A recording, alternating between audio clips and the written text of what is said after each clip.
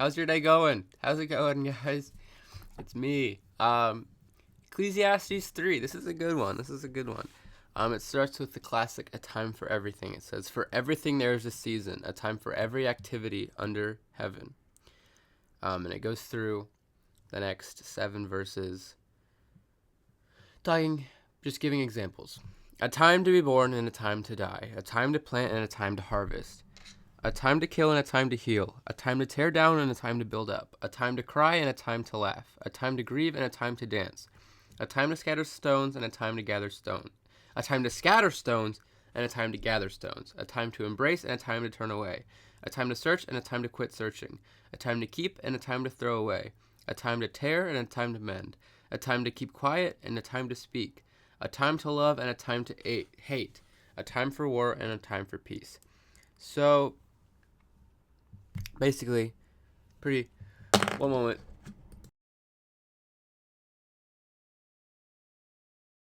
Sorry, I figured you did not want to hear that. Me coughing. I'm always coughing. I don't know. Might be my time to die. There's time for everything. So, sorry. But sort of what I'm getting from this section. Well, it also says it in my study Bible. It says right here. It says, to analyze each of these times individually would most likely miss the teacher's point. Teacher being King Solomon. I almost said King Samlet. King Solomon. These are figures of speech that present two opposite extremes that cover the entire spectrum between them.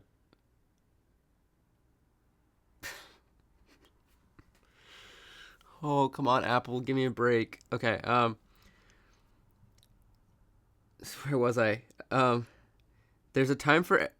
These are figures of speech... Sorry, I shouldn't do that. These are figures of speech that present two opposite extremes that cover the entire spectrum between them. There is a time for everything because God has set the times. When we follow God's plan and timing for our own lives, we assist the process of spiritual growth. So... Sorry, I was kind of paying attention, but I also was thinking about how the balloons threw me off. I can't lie. Yeah, I mean, when we follow God's plan and timing for our own lives, we assist the process of spiritual growth, meaning that, why can't I think? I had it. I swear I had it. Let's just keep reading. What do people get for all their hard work? I have seen the burden God has placed on us all. Yet God has made everything beautiful for its own time. He has planted eternity in the human heart. But even so, people cannot see the whole scope of God's work from beginning to end. So I concluded there is nothing better than to be happy and enjoy ourselves as long as we can. And people should eat and drink and enjoy the fruits of their labor, for these are gifts from God. And it says, I know that whatever God does is final. Nothing can be added to it or taken from it. God's purpose is that people should fear him. What is happening now has happened before, and what will happen in the future has happened before, because God makes the same things happen over and over again.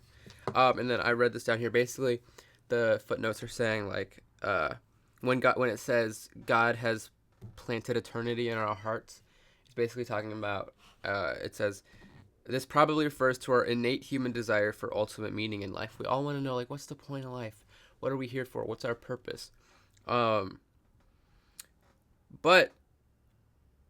in this life, our perspective and understanding are limited. We can't know most of the time. We're just very fragile little humans. We're not that smart in the grand scheme of things. You might want to think that you're smart, but in the grand scheme of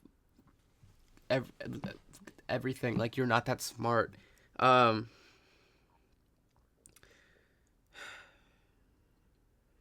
It gives an interesting perspective. It says, it is like looking at the underside of an oriental rug. Most of what we see are knots and loose ends. We can only faintly make out the rug's pattern.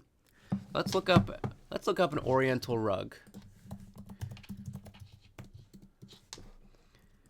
Here we go. 1 second, please. One moment. Let me pull it up. Okay. What the heck is in the corner? I mean, there we go. That's really funny. Okay. Oriental rug. Here we go. Pardon me. Should not take longer than 5 seconds. Let me just pull this up right here. And then I guess I will go... My eyes will go right here. So, as you can see here, guys, this is an oriental rug. It's like a crazy pattern, very complicated pattern. Now let's do underside of oriental rug. I'm trying to find a good picture. I don't know if their analogy is so great because you can pretty much see the exact same pattern here. I mean, it's a little bit faded. I don't know, folks. Why is it just my eyes? Okay. Enough of that. Oh, shoot. All right, we're back. So, hey, notice my teeth? I'm going to get Invisalign today. I have a dentist appointment, so that you can stop making fun of my teeth. Sorry. Basically what this is trying to say is that God tells us enough in the Bible how to live our lives. We don't need to figure out the ultimate purpose of life.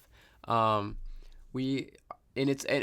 is kind of interesting to me because it says that basically what Solomon is saying that we're free to celebrate and enjoy the fruits of our labor. So our hard work, and we can enjoy the money, we can enjoy the rewards, we can enjoy whatever it may be that you get from your labor, as long as we give the glory to God and we fear God, because otherwise it turns selfish and it turns narcissistic and it's worth nothing. But if we give the glory to God, then we can enjoy the fruits of our labor.